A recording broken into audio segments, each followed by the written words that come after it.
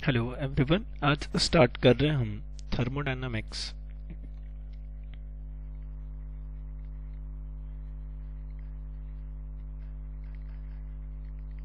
इसके अंतर्गत हम देखेंगे हीट, या इसको अपन कहते सकते हैं हम टेम्परेचर का कन्वर्जन मैकेनिकल एनर्जी के अंदर, है ना। अगर अपन बात करें तो ऊष्मा का हम कन्वर्जन देखना चाहते हैं कार्य में। मैकेनिकल एनर्जी का अल्टीमेट मतलब है हम इसको वर्क डन में चेंज करेंगे।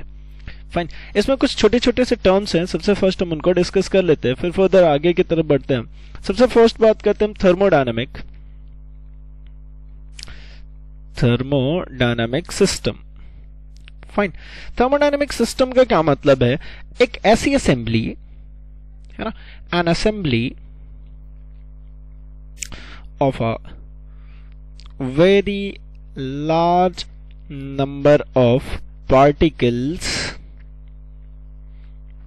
having a certain value of pressure, volume and temperature। ठीक है, मतलब एक ऐसा सिस्टम, फाइन, एक ऐसा सिस्टम जिसके हर कण को मिलाकर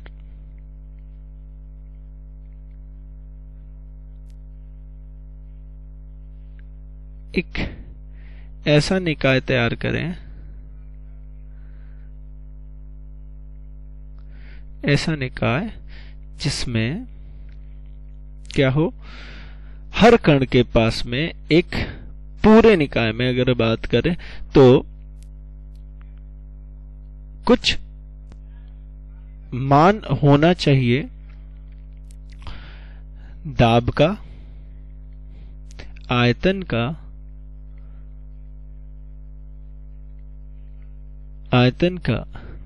है ना, और तापमान का।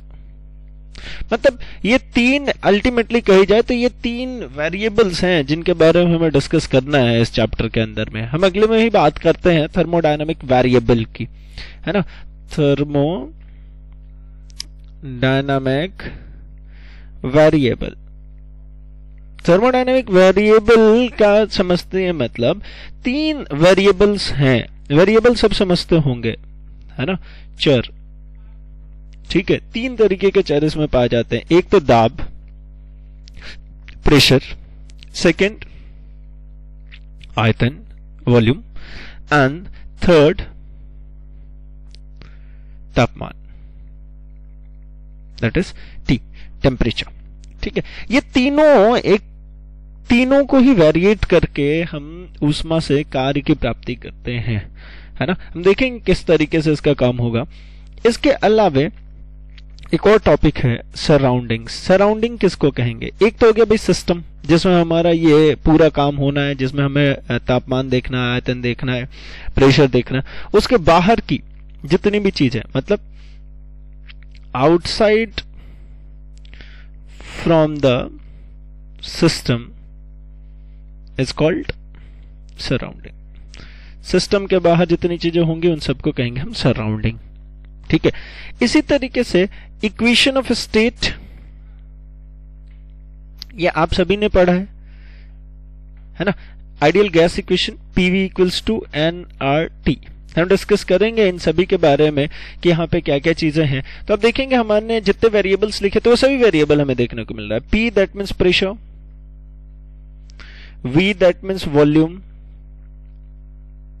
टी मतलब टेम्परेचर, ठीक है, आर इसका मतलब है रेडबर्ग कांस्टेंट,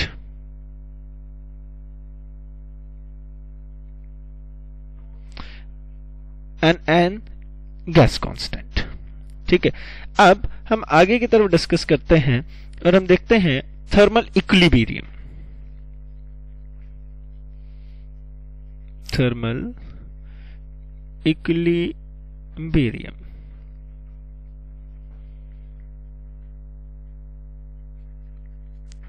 तापीय साम्यता। साम्य का मतलब आप समझते हैं, बराबर हो जाना। जैसे दो ब्लॉक्स कंसीडर कर लेते हैं, suppose this is the block A and this is the block B. इसका तापमान T1 है और इसका तापमान T2 है, लेकिन इन दोनों को जब हम एक दूसरे के कांटेक्ट में रख दें, दोनों बॉडी को हमने एक दूसरे के कांटेक्ट में रख दिया टच करा करके, और ये दोनों अगर कंडक्टर हो, मतलब कंडक्शन करते हो, हीट ट्रांसफर करते हो, तो इन दोनों का टेम्परेचर जो हो जाएगा वो हो जाएगा T1 प्लस T2 के बराबर। मतलब ये दोनों एक दूसरे के टेम्परेचर को क्या करना शुरू कर देंगे, शेयर करना शुरू कर देंगे। और पूरे टेम्परेचर शेयर होने के बाद अगर आप देखेंगे तो दोनों के पास, जब इन दोनों को अलग कर दिया जाए तो आपको ऐसा देखने को मिलेगा, ये A और ये B, इसके पास है T1 प्लस T2 अपॉन 2 और इसके पास भी है T1 प्लस T2 अपॉन 2। मतलब दोनों के पास जो टेम्परेचर है वो कुछ समय बाद बराबर हो जाती है। क्लियर रहेगी बात? इसे कहते हैं thermal equilibrium. Two systems are said to be in thermal equilibrium with each other if they have same temperature. दोनों के पास समान तापमान हो दोनों के पास, तो इसी को हम कहेंगे क्या, थर्मल इक्विलिब्रियम। ठीक है। इसके बाद थर्मोडायनामिक इक्विलिब्रियम की हम बात करते हैं। ये छोटे छोटे से टर्म है जिनकी मैं बात करूंगा, जब आगे की तरफ टॉपिक्स पढ़ेंगे तब हमें समझ में नहीं आएगा कि भैया ये क्या चीज है, इसलिए हम सबसे पहले इसको डिस्कस करें। Thermodynamic equilibrium. थर्मोडायनामिक इक्विलिब्रियम का मतलब क्या है? फर्स्ट तो होता है यहां पे मैकेनिकल इक्विलिब्रियम,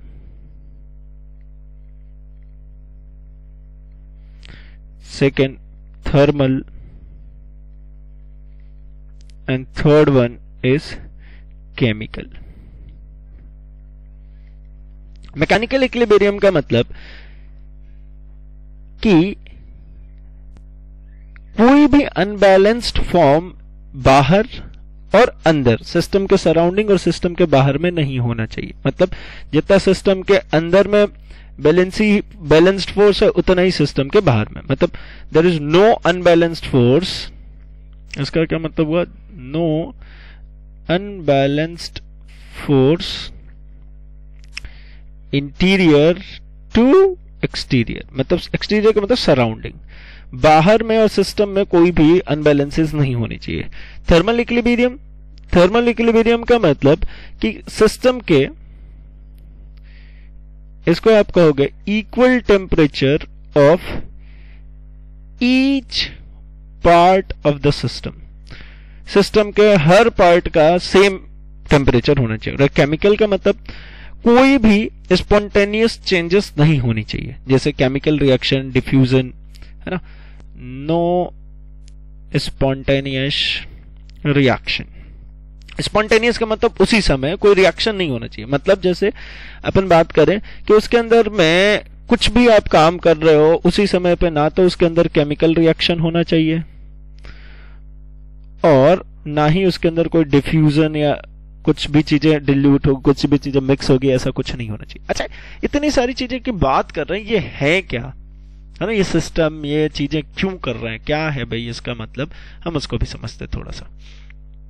देखिए, एक्चुअली हम यहाँ पे चाह रहे हैं कि हमारे पास हीट अवेलेबल हो, तो इस हीट से हम कुछ वर्क डन करा सकें, है ना। वर्क डन मतलब कुछ काम करा सके। हम इंजन बनाना चाहते हैं अल्टीमेटली। अब हमें कोई इंजन अगर बनानी है तो हमें क्या करना होगा इस हीट के लिए? तो हीट के लिए आप समझिए, हमें एक कोई ऐसा बर्तन लेना होगा, एक कोई ऐसा पॉट लेना होगा जिसके अंदर में मैं हीट को रखूं और ये सिस्टम ऐसी आइसोलेटेड हो कि इसकी हीट बाहर की तरफ नहीं जानी चाहिए, ऐसा बाहर नहीं निकलना चाहिए हीट।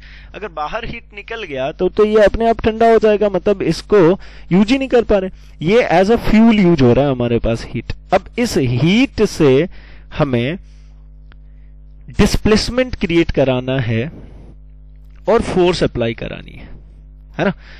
मतलब हमें यहाँ पे इस हीट से बल लगाना है और इसके अंदर में हमें ऑब्जेक्ट को डिस्प्लेस करना है, ठीक है, विस्थापित करना है। इसका एक छोटा सा एग्जांपल मैं बता रहा हूं, फिर अपन बात करेंगे और आगे की तरफ। देखो समझना है, हमने एक ऐसा कंटेनर लिया, ठीक है, इसके अंदर हमने एक ऐसा बिल्कुल पैक पिस्टन रखा। ये पिस्टन समझ रहे, ये बिल्कुल पैक एक पिस्टन हो गया। इस पिस्टन से हमने एक रॉड कनेक्ट किया और इस रॉड के पास में हमने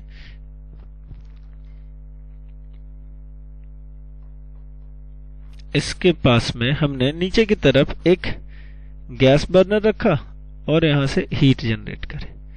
जैसे ही हीट यहां पे जनरेट होकर के इसके पास में लगेगी, इसमें अवेलेबल जो गैस होंगे, चलो मैंने थोड़ी देर के लिए इसके अंदर में वाटर को रख दिया, तो इसको जैसे ही गर्म करेंगे ये क्या करेगी भाई, ये वाटर बबल्स ऊपर की तरफ उठेंगे। प्रेशर कुकर आप सभी को मालूम होगा, वो क्या करती है, इस प्रेशर कुकर में क्या होता है, ऊपर जो सीटी लगी होती है उसको वो क्या कर देता है, ये इनिशियल पोजीशन है, थोड़ी देर बाद अगर ये हीट हो जाएगा तो ये थोड़ा सा ऊपर उठाएगा।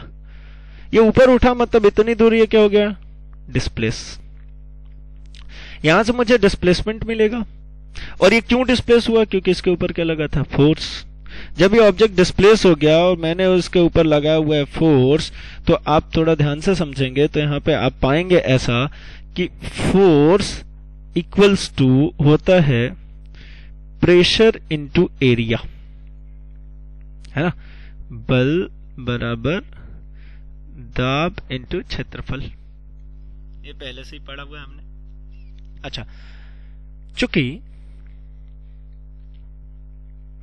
कार्य बराबर वर्क इक्वल्स टू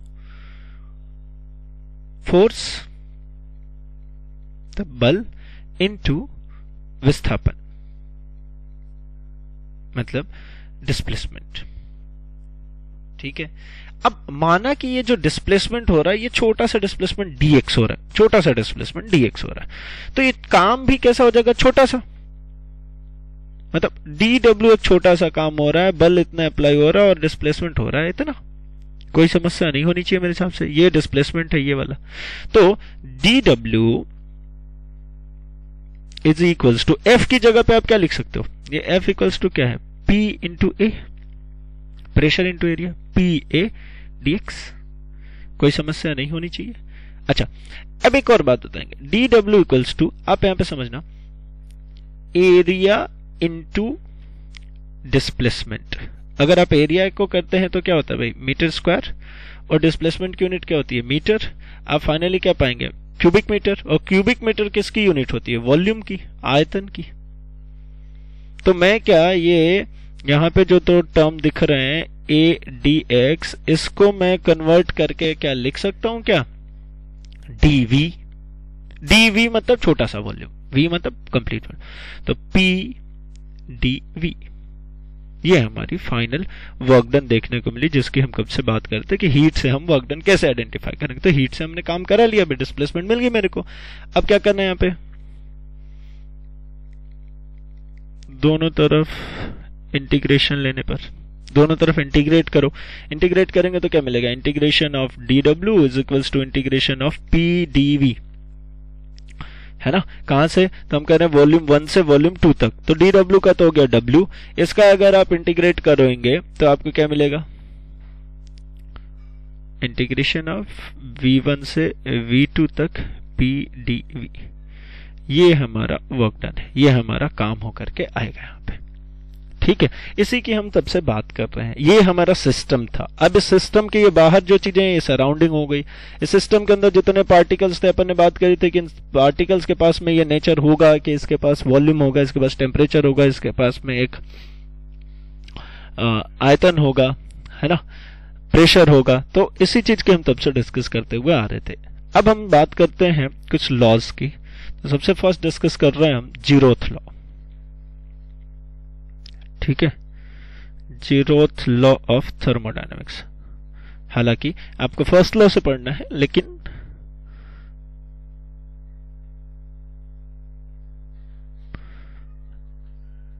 लेकिन अपन डिस्कस कर रहे शुरू से। थर्मोडायनामिक्स के 0th लॉ ये कहता है कि आपके पास 3 ऑब्जेक्ट है, ठीक है। एक है ए, दूसरा यहां पर B, and third one is here C, ठीक है। अब यहां पे समझने की जो बात है वो ये कि इन दोनों वॉल के बीच में, मतलब ये 2 ऑब्जेक्ट, 2 लेयर थी, इन दोनों लेयर के बीच में ये जो लेयर है ये वाली, ये एडियाबैटिक है। एडियाबैटिक का मतलब होता है जो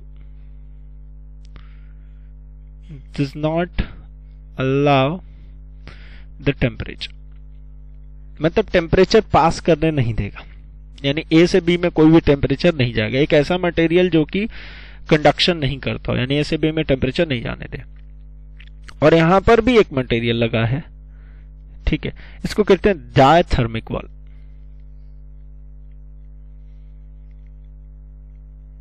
इसका मतलब एक ऐसा दीवार जो अलाउ करे टेम्परेचर को, मतलब टेम्परेचर इसमें पास हो सकता है। तो 0th लॉ ये कहती है ए अलग टेम्परेचर पे, बी अलग टेम्परेचर पे, इसके बीच में एक ऐसा मटेरियल भर दिया कि ए से बी में टेम्परेचर नहीं जाएगा, लेकिन यहां पर इन दोनों को एक सी से टच करा दिया जाए तो थोड़ी देर बाद ए, बी एंड सी ये तीनों थर्मल इक्विलिब्रियम में आ जाएंगी।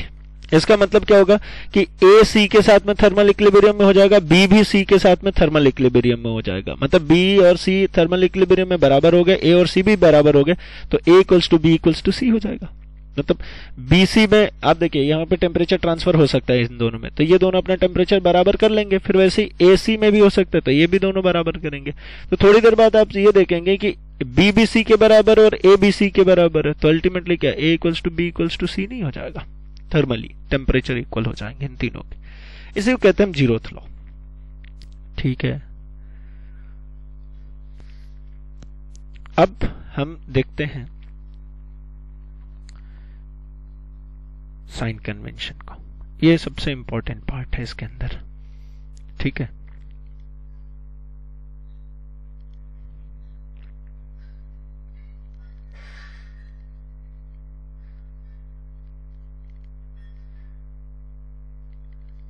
देखिए अगर कहीं पे हीट एब्जॉर्ब हो रही है,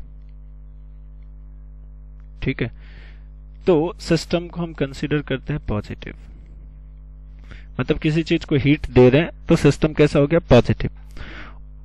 और हीट गिवन आउट, यानी सिस्टम अगर हीट बाहर कर रही है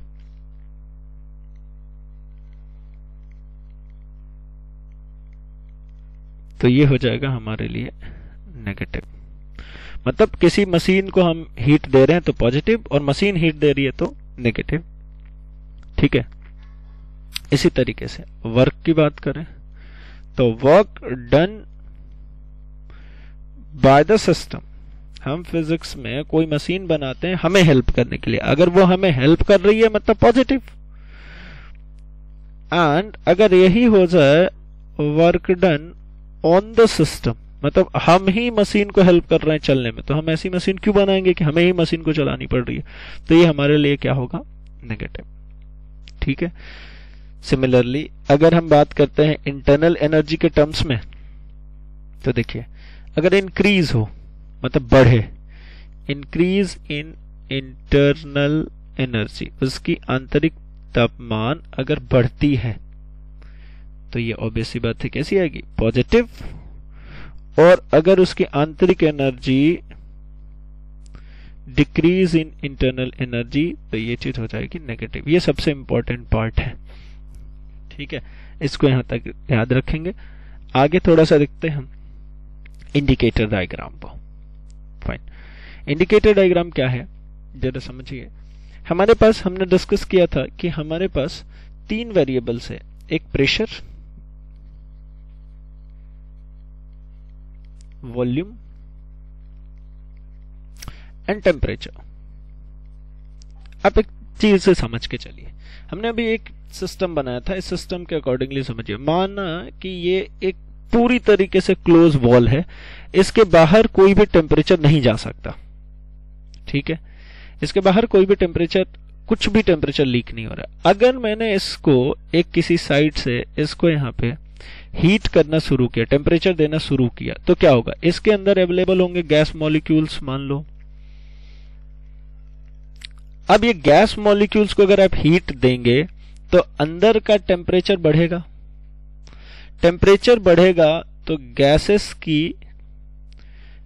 की जो इंटरनल एनर्जी है वो भी बढ़ेगी। गैस की इंटरनल एनर्जी बढ़ेगी तो आप तो ऐसे समझते हैं ना, टेम्परेचर बढ़ने पे गैसेस फैलती हैं, एक्सपांड होती हैं। तो टेम्परेचर बढ़ेगा, गैसेस एक्सपांड होंगी, एक्सपांड होंगी तो क्या होगा, अगर इसका ये जो बॉडी है इसका आयतन है ना, अगर इसका वॉल्यूम कांस्टेंट है तो इसमें क्या बढ़ जाएगा भाई, प्रेशर बढ़ जाएगा।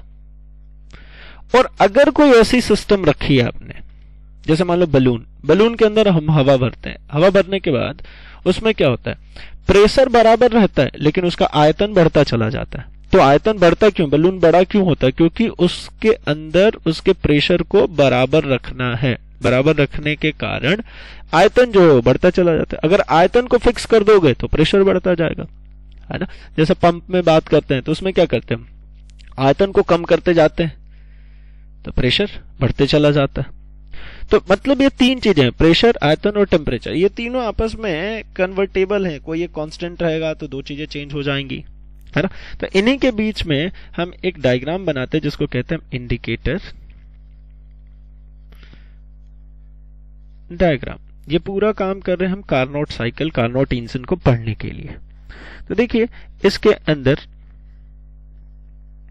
क्या है,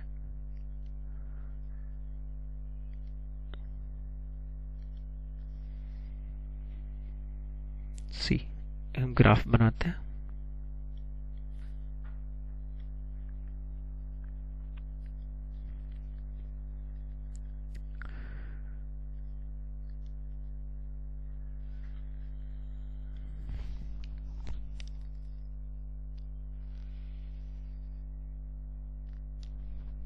ठीक है, ये माना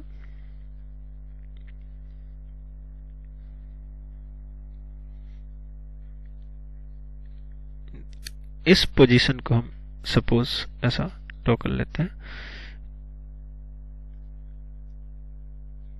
एक ये पोजीशन मेरे को मिली और एक यहां पे पोजीशन मार्क करता हूं। पीवी डायग्राम भी कहते हैं इनको, प्रेशर और वॉल्यूम के बीच में रिलेशन, ठीक है।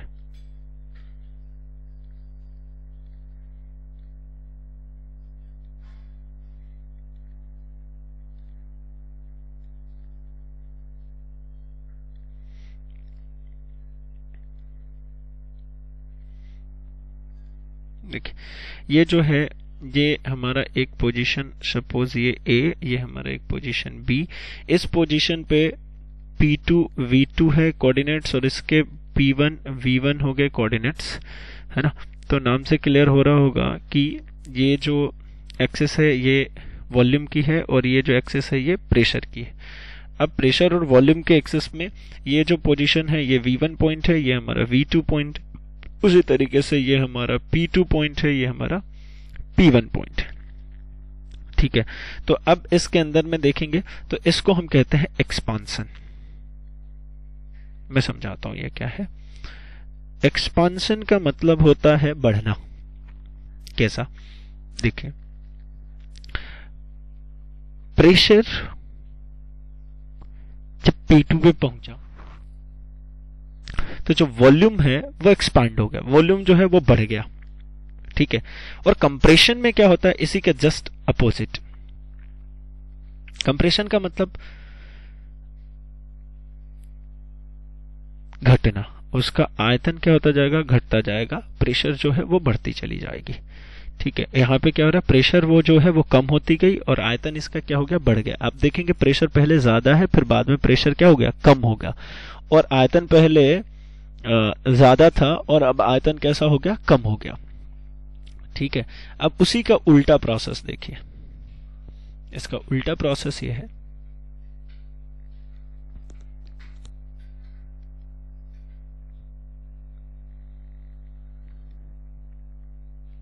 इसको हम कहते हैं कंप्रेशन। यहाँ पे भी वही सारी एक्सेस हैं, है ना। ये जो पोजीशन है ये आपकी P1 है, ये आपकी जो पोजीशन मिलेगी ये आपकी P2 होगी, ठीक है।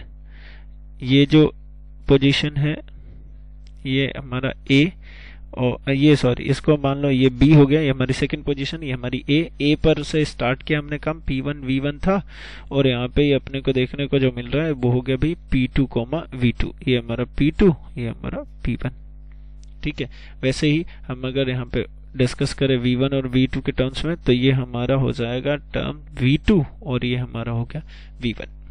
मतलब पहले वॉल्यूम 1 था, अब इसके बाद जैसे जैसे कंप्रेस करते गए तो वॉल्यूम जो हो गया वो V2 बना। मतलब वॉल्यूम क्या हो गया, वॉल्यूम कम हुआ तो प्रेशर बढ़ गया। ये इसका एग्जांपल मैं बता रहा हूँ, पंप, हवा भरने वाला जो पंप होता है उसके अंदर में हम यही काम करते हैं। हम क्या करते हैं, पंप के अंदर में ऐसी अरेंजमेंट होती है भाई, एक यहाँ पे लगा हुआ था वॉशर, इस वॉशर को हम पिस्टन कहते हैं, ठीक है।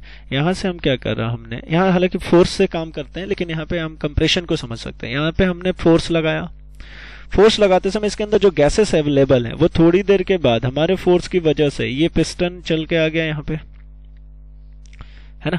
अगर पिस्टन यहाँ पे आ गया तो अब आयतन देखिए, अब जब आप वॉल्यूम देखेंगे तो अब ये वॉल्यूम सिर्फ इतनी सी बची, ये वाला जो एरिया है सिर्फ इतनी सी वॉल्यूम बची। पहले इतने दूर में गैस था तो प्रेशर कम थी, अब इसके बाद इसका आयतन कम हो गया, मतलब वॉल्यूम अगर डिक्रीज हो गया तो यहाँ पर प्रेशर क्या होगा, बढ़ जाता है। इसी प्रेशर के कारण तो वो वाल्व को खोल करके और उसके अंदर हवा चली जाती है, तो इसको कहते हैं हम कंप्रेशन। और उसका उल्टा एक्सपांशन, अगर इसको यहाँ पे प्रेशर इतना ज्यादा है, आप फोर्स हटाओ तो ये अपने आप पंप ऊपर उठ जाएगा, मतलब ये क्या होगी, वॉल्यूम एक्सपांड हो गई, ये वॉल्यूम बढ़ गई। वॉल्यूम बढ़ेगी तो प्रेशर कम हो जाएगी, सिंपल सा लॉजिक। वॉल्यूम अगर बढ़ेगा तो प्रेशर कम होगा, वॉल्यूम कम होगा तो प्रेशर बढ़ेगा, ठीक है। इसी को हम कहते हैं पीवी डायग्राम, इसे कहते हैं इंडिकेटर डायग्राम, ठीक है। अब इसके बाद हमारे पास दो तरीके के प्रोसेस हैं, एक साइक्लिक और एक नॉन साइक्लिक। प्रोसेस तो होते हैं, एक होता है साइक्लिक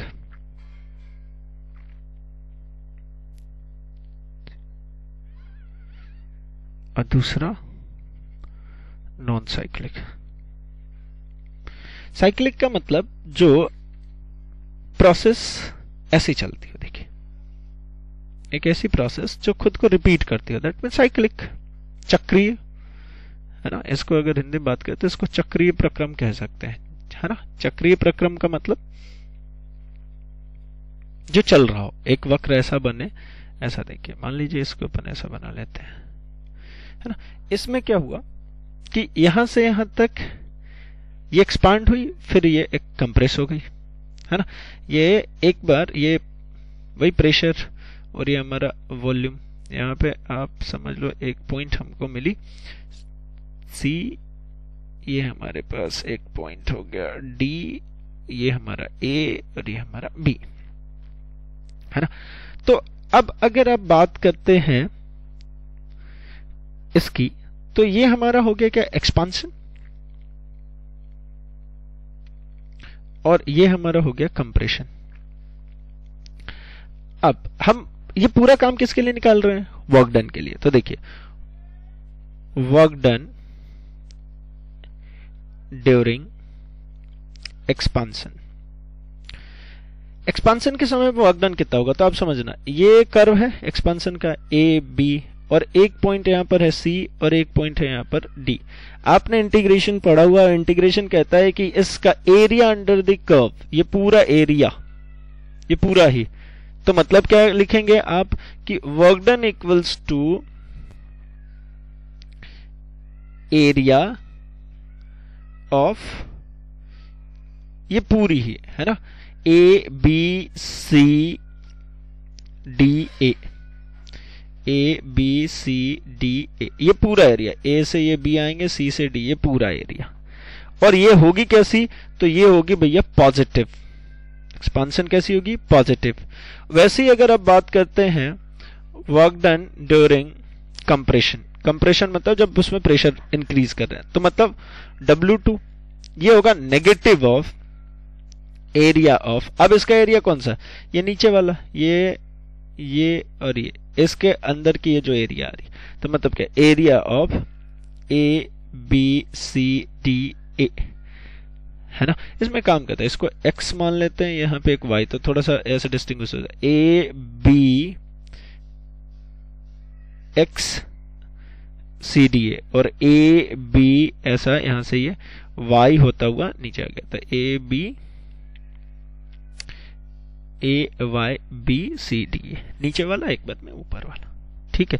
अब अगर आपको निकालना है नेट वर्क डन, है ना, तो W इक्वल्स टू क्या हो जाएगा, W1 प्लस W2, कुल कार्य इतना ही होगा, मतलब area of A X B C D A minus area of A Y B C D A, ऊपर वाले में से नीचे वाले को माइनस कर देंगे तो हमें ये बीच वाला पोर्शन सिर्फ मिल जाएगा।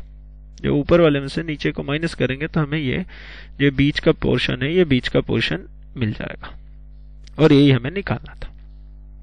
इसको कहते हैं हम साइक्लिक, मतलब एक ऐसी प्रोसेस जो पहले एक्सपांशन हो, फिर कंप्रेशन, एक्सपांशन, फिर कंप्रेशन। जिस तरीके से हमारी व्हीकल्स जो चलती हैं, वो सभी व्हीकल्स अपने साइक्लिक ऑर्डर को फॉलो करती है ना, साइक्लिक प्रोसेस है ये। एक बार एक्सपांशन होता है और एक बार कंप्रेशन होता है। हमारा डीजल इंजन है ना, पेट्रोल इंजन है, स्टीम इंजन भी इसी तरीके से चलता है। अब अगर हम नॉन साइक्लिक की बात करते हैं, तो नॉन साइक्लिक के लिए हम इसी में देख लेते हैं। नॉन साइक्लिक ये प्रोसेस जो चल रहे हैं, सिर्फ एक्सपांशन हो गया, सिर्फ कंप्रेशन हो गया, तो ये क्या है, नॉन साइक्लिक। सिर्फ कंप्रेशन होना है, सिर्फ एक्सपांशन होना, ये क्या हो गया, नॉन साइक्लिक। और इसके लिए जब एरिया आप निकालोगे इस पूरे का, तो वही होगा dW is equals to integration of V1 से V2 तक PdV, मतलब area enclosed by the PV diagram. PV diagram के अंदर ये जितना एरिया आ रहा है, ये सब ये पूरा एरिया है ना, इसी को हमने क्या कहा, ये पूरे एरिया को हमने क्या कहा, ये नॉन साइक्लिक प्रोसेस में ये निकल के आता है हमारा वर्क डन। नॉन साइक्लिक का मतलब सिर्फ एक्सपांशन हो गया। जैसे अपन बात करते हैं पंप, ये नॉन साइक्लिक है, ये अपने आप को रिपीट नहीं करता है, सिर्फ एक्सपांड हो गया तो हो गया, या अगर कंप्रेस हुआ तो कंप्रेस हो गया, दोबारा अपने आप को रिपीट नहीं करता। लेकिन अपन इंजन्स की बात करते हैं, वो क्या करते हैं, अपने आप को बार बार रिपीट करते हैं। ठीक है, फर्स्ट पार्ट में इतना सा रखते हैं, नेक्स्ट पार्ट में हम फर्स्ट एंड सेकंड लॉ की बात करेंगे। Thank you.